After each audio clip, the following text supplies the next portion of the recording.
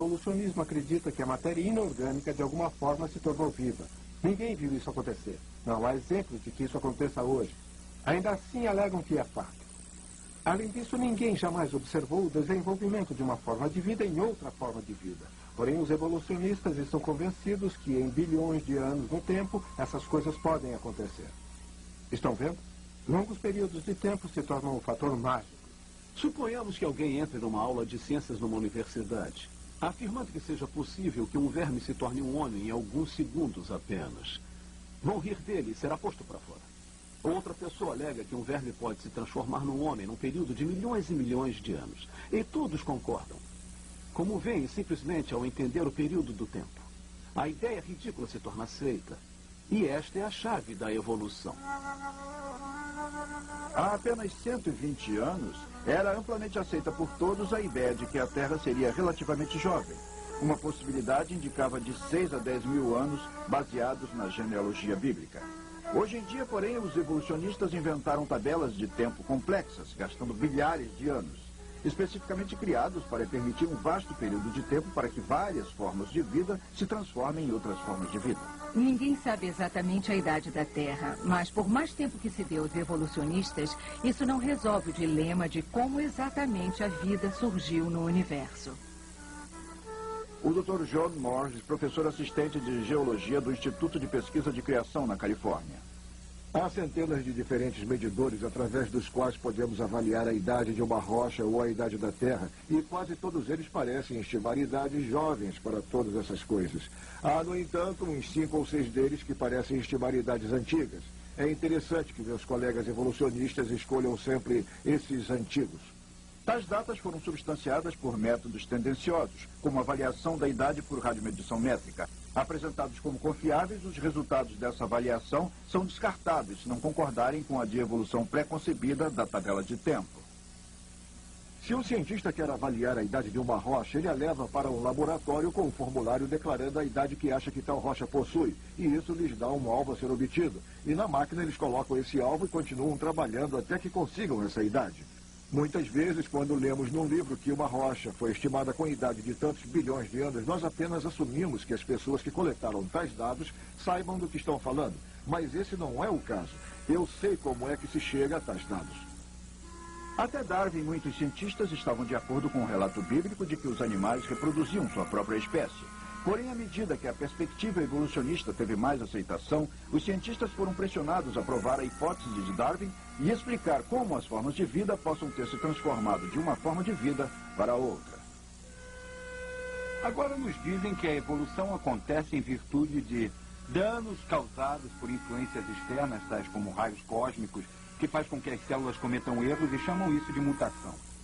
E gradualmente um organismo irá se transformando num outro organismo, desde os unicelulares a invertebrados, como os moluscos e estrelas do mar, então os peixes vertebrados, os anfíbios, os répteis, as aves, os mamíferos e finalmente o homem. E cá estamos nós agora, o produto de bilhões de erros.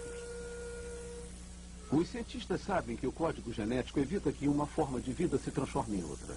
Então eles especulam que mutações ou danos ao DNA devam ser responsáveis pelos processos evolutivos. Eles acreditam nisso, apesar das provas observáveis de que nenhuma das espécies tenha sido resultante de uma mutação. A mutação é sempre nociva.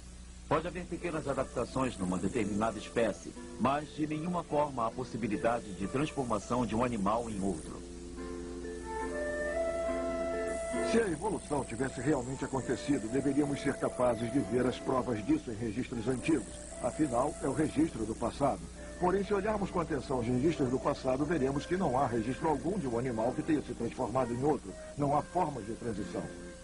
Um dos meus orientadores está trabalhando no campo da paleontologia e ele vem trabalhando na distribuição e registro de fósseis e ele afirma que não foram encontradas formas intraespecíficas de transição, algo que o modelo da criação, obviamente, iria prever e pôde prever muito tempo antes de que essa pesquisa tivesse sido feita. Nós devíamos ver gatos, cães, devíamos ver cães e gatos, devíamos ver a transição e não devíamos apenas vê-los como vemos agora. Mas isso não é impedimento para meus colegas evolucionistas. Eles argumentam que o registro histórico está repleto dessas formas transicionais. Há inúmeras formas transicionais. Realmente não há problemas em encontrar formas de transição. É realmente falso afirmar que não existam formas de transição. Há muitas formas de transição, mais até do que às vezes possamos lidar. Temos tantas formas de transição dentre os peixes que às vezes temos que recorrer à análise estatística para separar uma forma de outra. Então a afirmação de que não existem intermediários é simplesmente uma afirmação falsa. Durante a entrevista, vários desses proeminentes cientistas se contradisseram ao admitir que formas transitórias não foram encontradas e prosseguiram, fornecendo desculpas para a falta de provas. O problema com as formas de transição é um problema que todos os paleontólogos honestos têm. O registro arqueológico é incompleto. É incompleto por causa da erosão que corrói as amostras. Uma das coisas que também dificultam um pouco mais o registro de fósseis é o período de fração decimal da evolução. Na verdade, é um breve período, não deixando muitas formas transitórias para trás. Vamos ao Museu Britânico de História Natural falar com o homem que escreveu o livro sobre evolucionismo, Dr. Colin Patterson. Eu escrevi ao Dr. Patterson perguntando por que ele não havia colocado uma única ilustração de alguma forma intermediária ou duelo de ligação em seu livro sobre evolução. Dr. Patterson, que agora tem cerca de 7 milhões de fósseis em seu museu, disse o seguinte ao responder à minha carta. Eu concordo inteiramente com seus comentários relativos à falta de ilustração de formas de evolução transitórias em meu livro. Se eu soubesse de algum fóssil ou de alguma forma viva, eu certamente teria incluído no mesmo. E adiante ele diz, e eu afirmo que não existe um só de tais fósseis através do qual alguém possa criar um argumento definitivo. Desde os tempos de Darwin, os evolucionistas têm buscado constantemente provas vitais contendo fósseis para fundamentar a ideia de que as formas de vida tenham se desenvolvido. Até mesmo Darwin admitiu que sua teoria seria uma especulação sem valor, sem a validação através de uma prova de fóssil do período de transição. Colaborando com os evolucionistas, companhias de petróleo escavaram poços através do mundo, examinando camadas da Terra a profundidades que atingiam 8 quilômetros. 2 milhões de fósseis na Terra, nenhuma só amostra de uma forma de transição foi descoberta. Ao longo dos anos, a pesquisa em geologia e arqueologia também falharam na produção de evidências que apoiassem as afirmações da teoria evolutiva. Na época de Darwin, não havia um único exemplo que pudesse ser classificado como sendo o elo perdido. Na verdade, foi apenas perto da época de sua morte que um fóssil de uma ave foi descoberto na Bulgária, eu acho. E chamava-se Archaeopteryx, e de todas as formas, seria um intermediário entre os répteis e as aves. Este foi o triunfo para sua hipótese.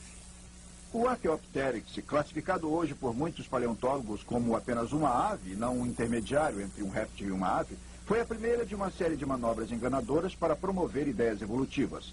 Os evolucionistas dataram e classificaram erroneamente tal ave extinta, assumindo que fosse o elo perdido entre répteis e aves. O melhor exemplo de uma forma de transição que os evolucionistas fornecem é o Archaeopteryx, supostamente o elo perdido entre os répteis e as aves. Recentemente, outra ave foi encontrada pelos evolucionistas com a determinação de que seria 75 milhões de anos mais antiga do que o Archaeopteryx. Portanto, ele não poderia ser o ancestral das aves. Os evolucionistas não têm ideia de como os répteis evoluíram para as aves. Eles não têm nenhuma espécie de transição. Mas isso não faz com que eles desistam. Pegue qualquer livro sobre evolução e o Archaeopteryx é apresentado como a melhor prova. O Archaeopteryx é um bom exemplo da espécie de transição, porque compartilha características que hoje em dia acreditamos ser típicas tanto das aves quanto dos dinossauros. O Archaeopteryx estaria no meio termo e, por isso, muitos se inclinam a chamá-lo de ave réptil. Da próxima vez que você comer um peru no dia de graças, poderá dizer que está comendo um dinossauro. Os répteis supostamente deverão ter transformado suas escamas em penas.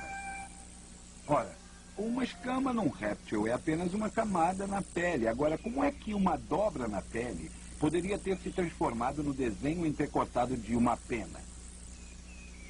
Nunca foi encontrado nada intermediário entre a camada de escama na pele de um réptil e as penas de uma ave. Nos animais voadores evolutivos, as patas dianteiras de um animal que servem para andar e para trepar gradualmente teriam que se transformar em asas.